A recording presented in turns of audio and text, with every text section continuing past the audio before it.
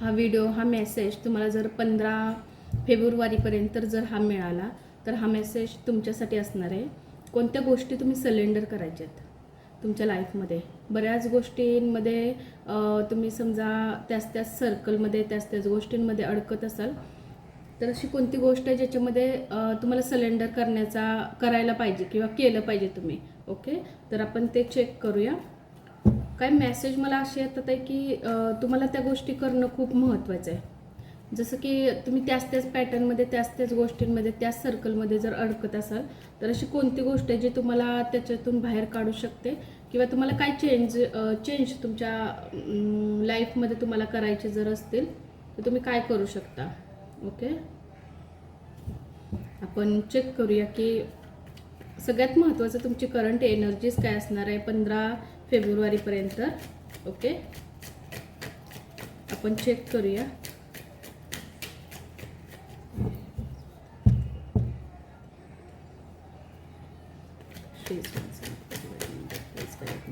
माझ्या विभागची 15 सप्टेंबरपर्यंत 15 फेब्रुवारीपर्यंत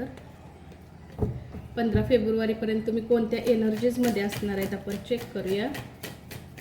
15 फेब्रुवारीपर्यंत तुम्ही कोणत्या एनर्जीजमध्ये असणार आहेत. 15 फेब्रुवारीपर्यंत तुम्ही कोणत्या एनर्जीजमध्ये असणार आहे. One more card angel please. एक कार्ड द्या, फक्त एक कार्ड. कोणत्या एनर्जीजमध्ये असणार आहे सगळ्यात महत्त्वाचं.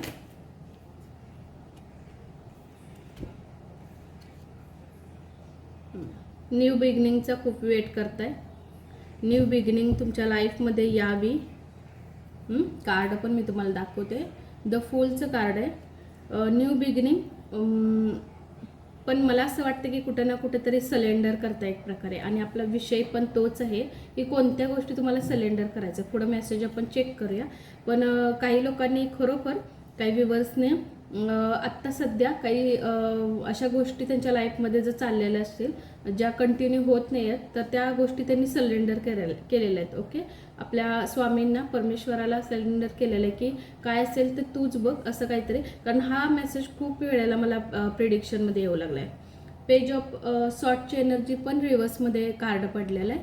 रिव्हर्समध्ये कार्ड आहे म्हणजे थोडासा जो काळ तुमचा वैवाहिक जीवनामध्ये किंवा तुमच्या लाईफमध्ये जे चॅलेंजिंग होता तो कमी येताना मला दिसतोय. पण द फूलचं पण कार्ड आले, 3 नंबरचं कार्ड आले, आपल्याला 3 कार्ड मिळाले. तर थोड्याशा काहींच्या लाईफमध्ये, खूप जणांच्या लाईफमध्ये नाही पण काहींच्या लाईफमध्ये थोडंसं अजूनही एक्झायटिंग गोष्टी किंवा थर्ड पार्टी सिच्युएशनमधून थोडासा त्रास वगैरे असू शकतो, किंवा मला असं वाटतंय ती शक्यता मला दिसते की होऊ शकतात किंवा असेल तुमच्या लाईफमध्ये. ओके, किंवा आत्ता सध्या सडनली चालल्यात त्या गोष्टी तुमच्या आयुष्यामध्ये. आपण चेक करूया की आणखीन काय मेसेज आहे तुमच्यासाठी. ही झाली तुमची करंट एनर्जीज. तुम्ही काय विचार करताय किंवा कोणत्या एनर्जीजमध्ये असणार आहात. ओके, 50-50% एनर्जीज ओके राहणार आहेत तुमच्या. कोणत्या गोष्टी माझ्या व्ह्यूअर्सने सलेंडर करायला पाहिजेत, ज्या गोष्टी त्यांच्या लाईफमध्ये एन्झायटिंग आहेत, ज्या गोष्टींचा त्रास होते, अशा कोणत्या गोष्टींना त्यांनी सलेंडर केलं पाहिजे. माझ्या व्ह्यूअर्सने अशा कोणत्या गोष्टींना सलेंडर केलं पाहिजे.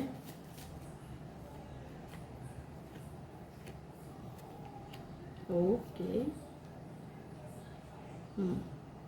हँडमॅनचं पण कार्ड असं नाही आहे, रिव्हर्समध्ये आलं आहे कार्ड.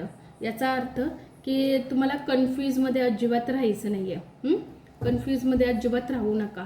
ही गोष्ट तुम्हाला सलेंडर करायची आहे. तुम्ही एक प्रकारे सलेंडर केलं आहे, पण त्याच्यावर डाऊट अजिबात घेऊ नका.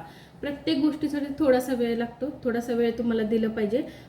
तुम्हाला असं सांगण्यात येतं की आता तुम्ही ज्या गोष्टी परमेश्वरावर सोडल्यात ना, सलेंडर परिपूर्ण करा. तिथं डाऊट अजिबात, तुम्ही डाऊट ठेवला की त्या पूर्ण गोष्टी कंप्लीट होणार नाही आहेत पुढे जाऊन, लक्षात नेहमी ठेवा. ओके, आणखीन म्हणजे 6 ऑफ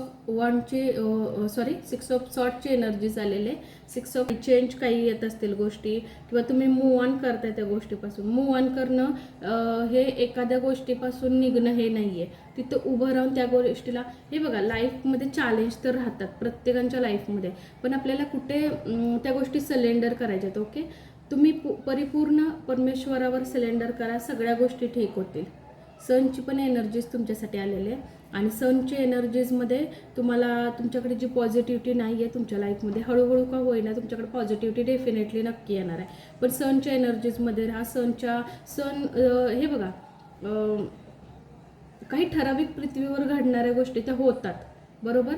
प्रत्येक जसं चंद्र सूर्य आपल्या टायमिंगवर येणं हे करणं कसं राहतं तसंच असतंय.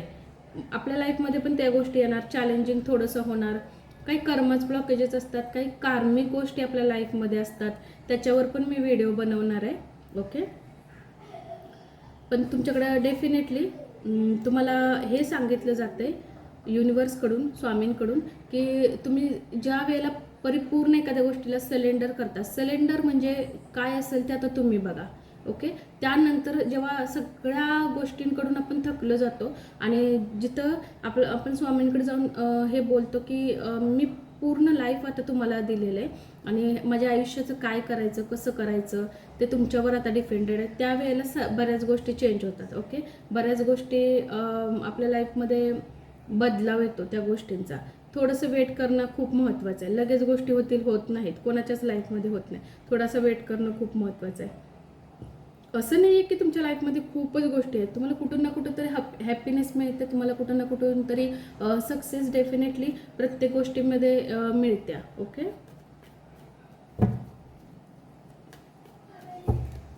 मूव ऑन करू नका. मूव ऑन करायचं म्हणजे असं नाही की सोडा, तुम्ही सिलेंडर केलात ना तिथे गोष्टी सोडून द्या.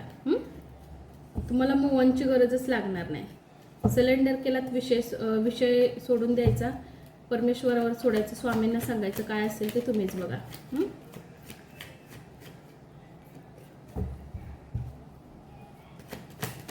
अजून बघूया की तुमच्या लाईफमध्ये काय चांगल्या गोष्टी येतील. 15 फेब्रुवारीपर्यंत तर काही चांगल्या गोष्टी येतील तुमच्या लाईफमध्ये.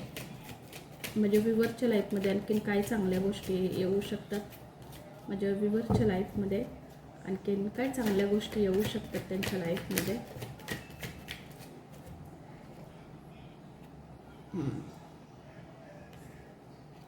स्ट्रेसफुल राहू नका, खूप स्ट्रेस घेताय. ओके. तुम्हाला हॅपी फॅमिली, हॅपी जर्नी तुमच्या लाईफची जर बघायची असेल, ओके, तर तुम्हाला नेहमी खुश राहायला, स्ट्रेस घेऊ नका. ह्या गोष्टी अजून पण तुमच्या लाईफमध्ये घडतात आहे, अजून पण होतात आहे, तुम्हाला त्याच्यातून बाहेर निघायला सांगतात आहे. तुम्ही ना, मला असं वाटतं काहीतरी वेगळ्या थॉटमध्ये राहताय, खूप वेगळ्या गोष्टींमध्ये राहताय. भोवताली ज्या गोष्टी चाललेल्या आहेत आजूबाजूला त्याच्यावर जास्त विचार करताय, त्याच्यामुळे थोडंसं मला वाटतं प्रॉब्लेम होत आहे. ओके. ट्रान्सफॉर्मेशन येतं तुमच्या लाईफमध्ये, चेंज येतो तुमच्या लाईफमध्ये. जसं मी पहिल्यांदाच बोलले की काही चेंजेस तुमच्या लाईफमध्ये येतात आहे किंवा ट्रान्सफॉर्मेशन तुमच्या लाईफमध्ये, काही गोष्टी तुमच्या लाईफमध्ये तुम्हाला करायचे आहेत एंड आता. ओके. तुम्हाला जर वाटत असेल की ही गोष्ट माझ्या लाईफमध्ये परत येते, नाही होत नाही आहे, ओके, होत नाही आहे, तर तुम्ही तिथे सोडून द्या, परिपूर्ण सिलेंडर करा आणि पुढे चला. एक प्रकारे तुम्हाला इथे ना हे स्ट्रेस वगैरे घेता, हे खूप म्हणजे स्वतःला त्रास करून घेता, हे गोष्टी नाही आहे तुम्हाला करायच्या. सिलेंडर करा आणि विषय सोडून द्या. जे काय असेल परमेश्वराला, युनिवर्सला सिलेंडर करून टाका. ओके. मला एकच शब्द सारखा येतोय, सिलेंडर करा. आता वेळ आलेली आहे सिलेंडर करण्याची.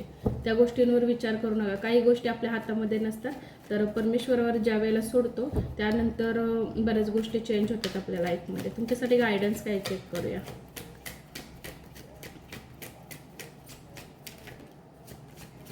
गायडन्स बघूया तुमच्यासाठी काय आहे. क्वीन ऑफ कप्सची एनर्जी आहे. ओके. गायडन्स हा आहे की तुमच्यासाठी बॉटमची एनर्जीज बघूया. 6 ऑफ पेंटिकल्स. ओके. काही कर्म ब्लॉकेजेसचे थोडंसं मला हे वाटतं तुमचं, तर तुम्ही जेवढं तुमच्याकडून दान धर्म होईल, ओके, म्हणजे म्हणतो ना आपल्या रोजच्या खर्चातून थोडंसं का होईना मंदिरात जा, मंदिरात काहीतरी दान करा, बाहेर जिथं पण तुम्हाला वाटेल जिथं काहीतरी असं करा जिथं थोडंसं, म्हणजे आपल्याकडे 10 रुपये असेल तर 3 रुपये तर तुम्ही 2 रुपये तरी खर्च करू शकता ना. एवढं थोडं म्हणजे त्याच्यामध्ये हे करत राहा, कारण आपले कर्मच ब्लॉकेजेस ज्या वेळेला असतात तर दान धर्म किंवा अशा काही गोष्टी जर आपण केल्या तर थोडंसं कमी होतं त्याच्यामुळं. ओके. आत्ता सध्या क्वीन ऑफ कपची एनर्जीचं कार्ड आपल्याला गायडन्समध्ये मिळालेलं आहे. पण मी तुम्हाला सांगते तुमचा ओरा कमी आहे आत्ता सध्या. तुम्ही नाराज राहताय. तुम्ही नाराज आहात आत्ता सध्या पण. प्लस तुमचं स्वतःकडे लक्ष पण नाही आहे व्यवस्थित बघायला जाईल तसं, आणि फॅमिलीकडे लक्ष नाही आहे. तुम्ही एक तुमच्याच झोनमध्ये, तुमच्याच एक वेगळ्या लेवलमध्ये, वेगळ्या एनर्जीजमध्ये राहताय. सगळ्यात महत्त्वाचं म्हणजे ओरा चांगला करा. आता ओरा चांगला करा तर मी किती वेळेला सांगते ना तुम्हाला. तुम्ही म्हणता मग काय करायचं, कसं करायचं. तर होता होईल एवढं गुरुवार आणि रविवार फक्त सोडायचा. मिठाच्या पाण्यानं आंघोळीच्या पाण्यामध्ये मीठ टाका, सेंधव मीठ टाका, किंवा आपण रोज जे खातो त्याच्यातलं जरी मीठ वापरलात तरी चालेल, काय हरकत नाही. पण त्याने आंघोळ करा. काही जरा निगेटिव्ह काही गोष्टी किंवा काही इतर गोष्टी असतील तर त्या सगळ्या निघून जातील तुमच्या ह्याच्यामधून. ओके. एंजलचा गायडन्स घेऊया आपल्यासाठी की गायडन्स काय आहे. ओके. एंजलचा गायडन्स चेक करूया. एंजल, माझ्या व्ह्यूवर्ससाठी काय गायडन्स आहे का?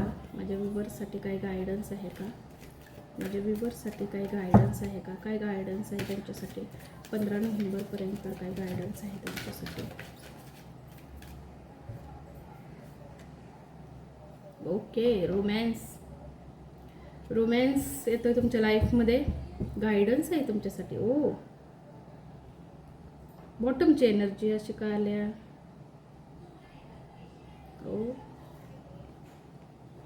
फॉरगिवनेस. ओके. बॉटमच्या एनर्जीजमध्ये फॉरगिवनेस पण आलेलं आहे, आणि दुसरं एक कार्ड आलं आहे. पण फॉरगिवनेस यासाठी आले की तुम्हाला म्हणजे तुमच्या मनामध्ये ज्या काही गिल्ट राहतो ना ते तुम्हाला क्लिअर करायचे आहेत. म्हणजे ते फॉरगिवनेस म्हणजे क्षमा करायची तुम्हाला समोरच्याला.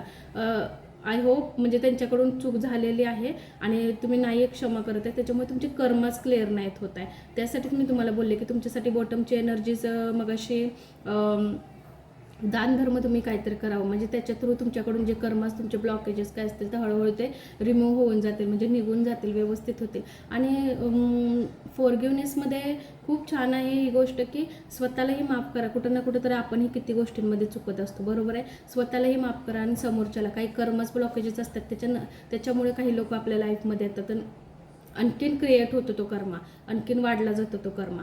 ओके. तर माफ करा आणि पुढे चला, हेच आपण करू शकतो. ओके. रोमॅन्स येते तुमच्या लाईफमध्ये आणि चांगल्या गोष्टी तुमच्या लाईफमध्ये येतात. म्हणजे जे काही ब्लॉकेजेस प्रेमाविषयी किंवा ह्याच्याविषयी असतील तर नक्की स्वामी करू की तुमचे सगळे ब्लॉकेजेस लवकर रिमूव्ह होऊ देत, लवकर ठीक होऊ देत, सगळं चांगलं होऊ देत. ओके. Thank you so much. आजचा व्हिडिओ, आजचा मेसेज तुम्हाला कसा वाटला मला नक्की सांगा. Thank you so much.